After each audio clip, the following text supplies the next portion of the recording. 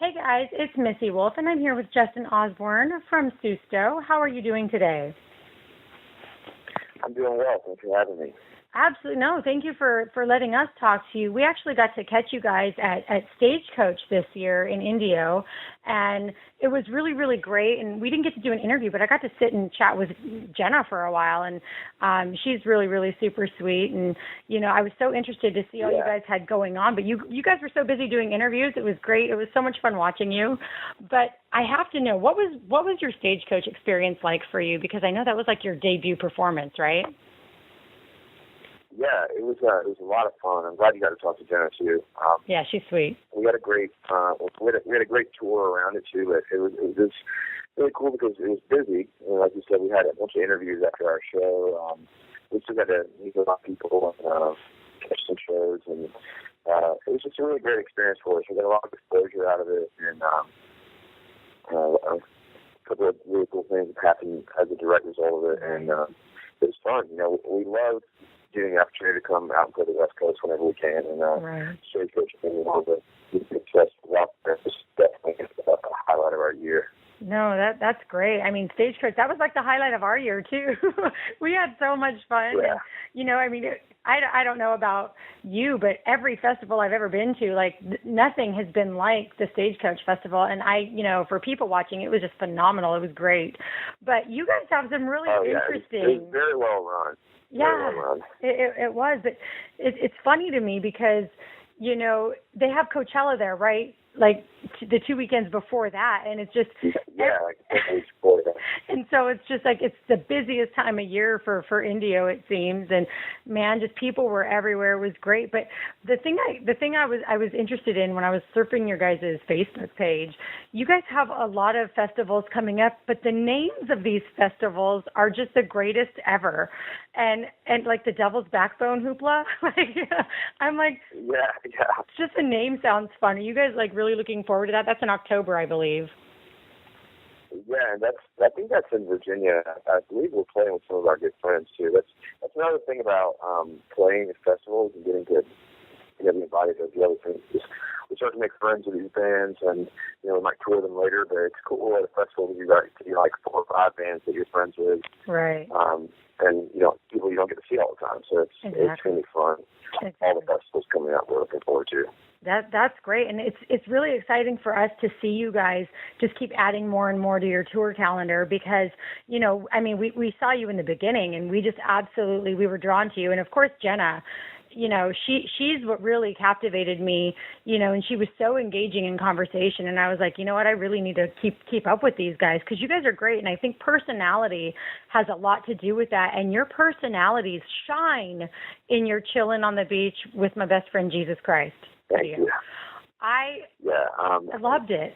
I really appreciate all the kind things you're saying. Thank you so much. Oh my gosh, no. Well, I could never say a bad thing about you guys because everything I've seen has been really awesome, and I really think that you're an innovator, and you have a mind that is pretty fascinating. And I know that by watching the videos that I've seen and hearing people talk about the hard work that you've put into this, and I'm so interested in your backstory and the trip. I think it was Cuba that you were at, but I lived in Cuba for a while.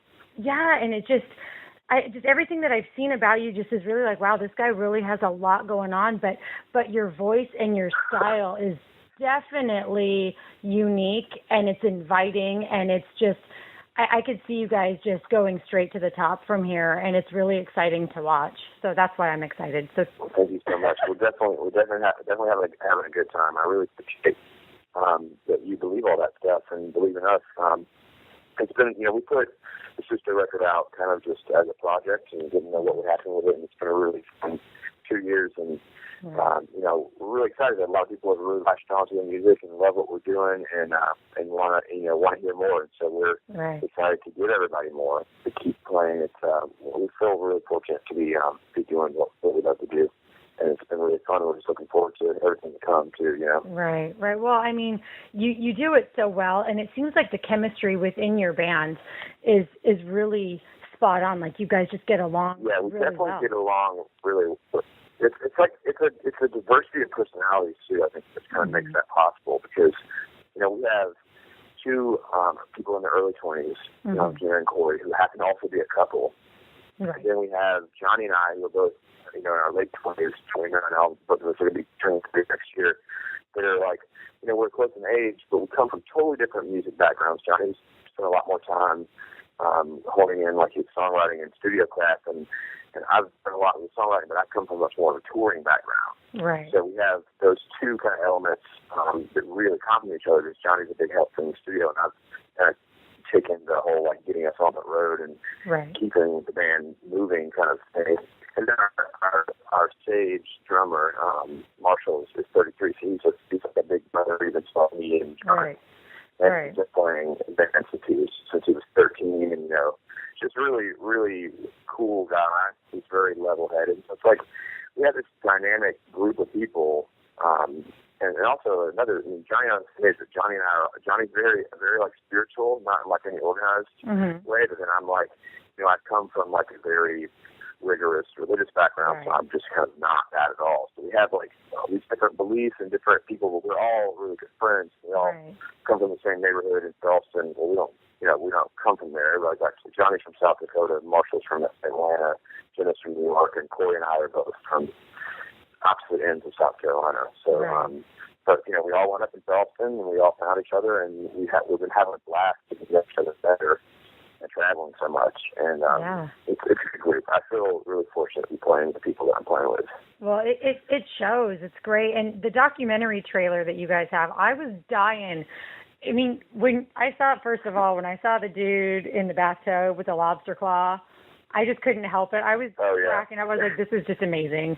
And but the creativity, just even within that small portion that I was able to see, it's so filled with just all this footage of fun and real experiences. And, I saw an issue with the van at one point, and I'm like, wow, like you guys have really, you guys were able to pack so much into such a short little video but it made you feel like you're feeling the ups and the downs and the highs and the lows, it's just great. It was really well thought out and put together. And so whoever did that, I don't know, but kudos to them. And definitely. Yeah, we've been really through a lot, and thankfully these guys that came to us a year ago, and we're like, we want to make a documentary. Have been there to catch a lot of it. I mean, a lot of that footage came from our very first trip to the West Coast, which was in January this year. Like we had toured fairly extensively around here, but not a lot. It was all DIY. It was the first time we got invited to go out and support, and we had this '98 Dodge van that was just not ready to make that trip, especially not the first time. And so we wrestled with it a lot. At the end, I'm glad the documentary was there, not only because they caught it all, but also, we had an extra car. So when we break down, we have to rely on them a lot. So I was really glad to have those guys around. And that's a project that's kind of still in the works, but I'm glad you got to see that. It's going to be exciting whenever we get to release that and kind of show people the reality of being in a band that's trying to do something. You get on the road in whatever way you can, and then you just pack it like sardines and just go for it. Absolutely. But you guys made it fun too, and I'm sure it wasn't all happy, great, smiling, laughing the entire time. But it was really great to see, and to see you guys handle it the way that you've handled it is close quarters like that for so long with people. I don't think everybody could do that. I know for me that would be a challenge, for a long extended period of time in close quarters with a group of people. It could get old really fast, but I'm so glad you guys put that out there. Again, I think it goes back to the group. Yeah, definitely. Yeah, well, I'm glad we're excited to share our experience. So again, I think a lot of that has to do with the people. There's people that everybody's dedicated, everybody's sacrificing to be out there, and we all at the end of the day just appreciate each other. Absolutely. Now, I want to talk about your video, La Mia. It is beautifully sad to me.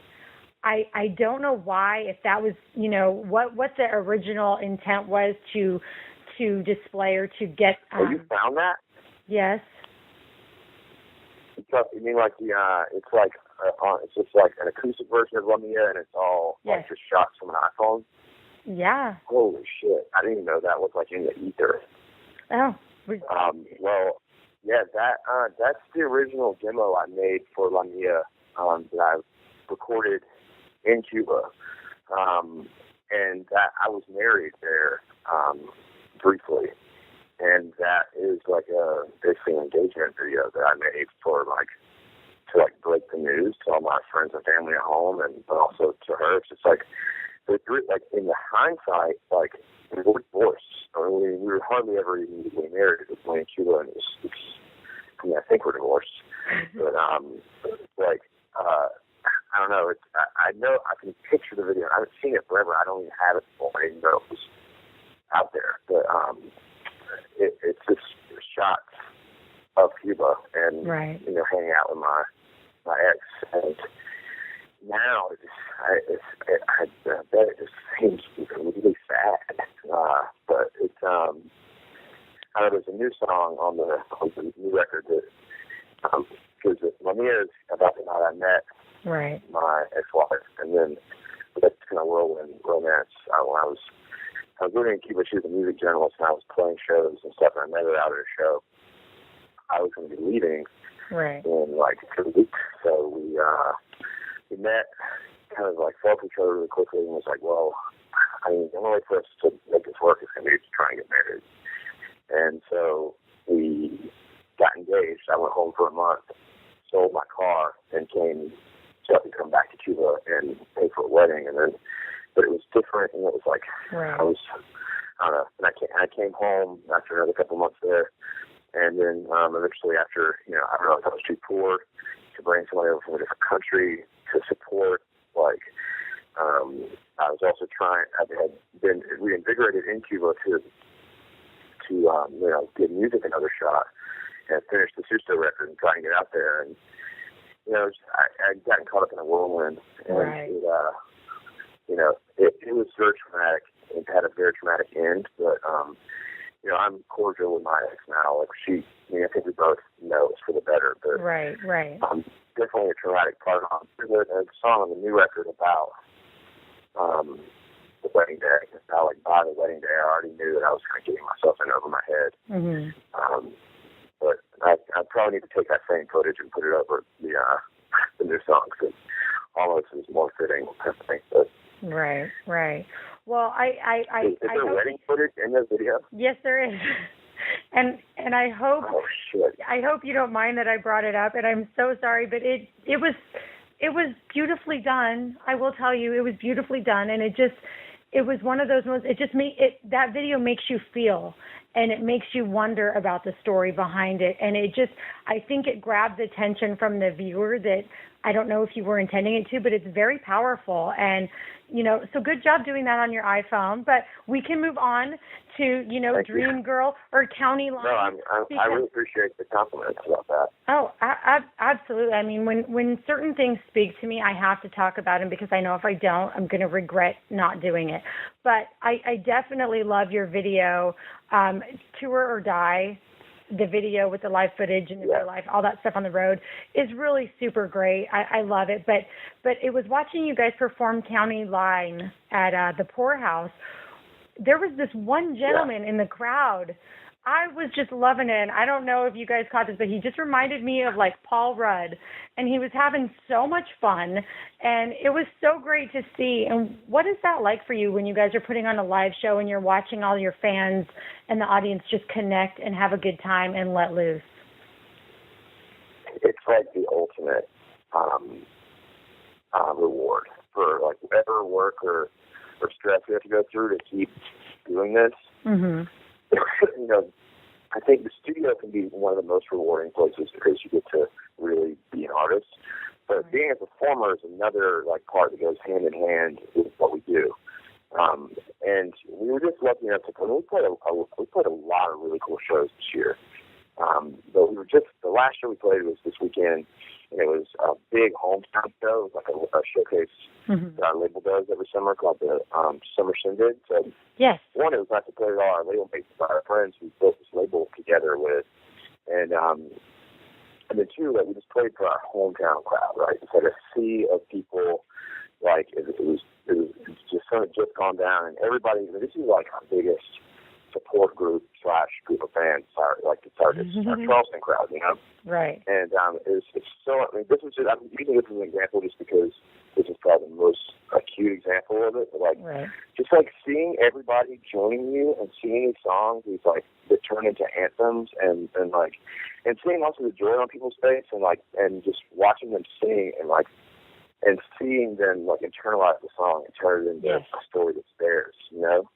I've been there too, and it's so cool to be able to share that experience with people, and like to have that validation for what you're creating. You know, like we really put a lot of thought and time into crafting the best possible songs and stories to share with people, and just to make that connection is just so cool. I'm really glad people did music because we did play that. You know? And music is it's that universal language. It's the one thing that you can fall back on when you're having a really horrible day or you're very emotional. I mean, music just transcends everything, right? And it's the one thing that is constant in life. It is the one thing you can count on when you can't count on any of your friends or your family or for anyone else to understand. You put on that special music during your mood, and, it just puts things into perspective for you, or it helps you get into a place where you can. And I'm speaking from my own personal experience. That's what music is to me. But I think you're speaking for everybody who loves music, Yeah. We all have those songs. We all have memories probably of like when a certain song got us through something, or a certain album got us through something. Right. And absolutely. I mean, that's why if I didn't feel that same way, that's why because songs are so important to me. Right. And I recognize that they're important to us as a wider, as people, as a society. We need this, like, it's a very tangible and digestible form of art for us as humans. Yeah. I think one of the most potent that we have.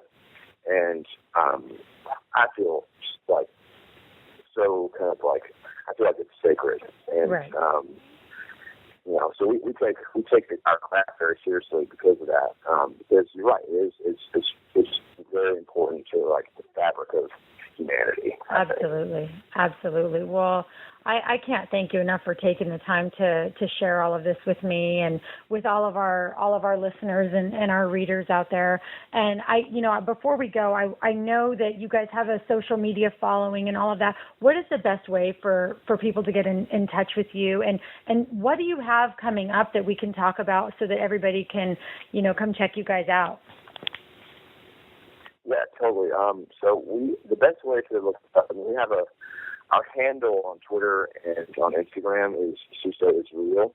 And all our handle on Facebook is SUSTO is Real as well. But also our website is just SUSTOisreal.com. So it's kind of like all across the board you can find us. And you can search SUSTO Band and Google it, and you'll find our Facebook page or something like that. But perfect.